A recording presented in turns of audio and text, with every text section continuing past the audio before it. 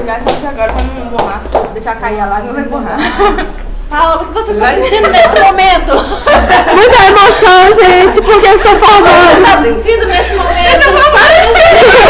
Por que você está chorando? Não fala não. Eu tô muito emocionada. A entrevistada deu sua repórter, não tá encerramos aqui com a comissão. Contatinha! Entrevistada, vem entrevistar outro me formando, ó. Como não tem emoção, não.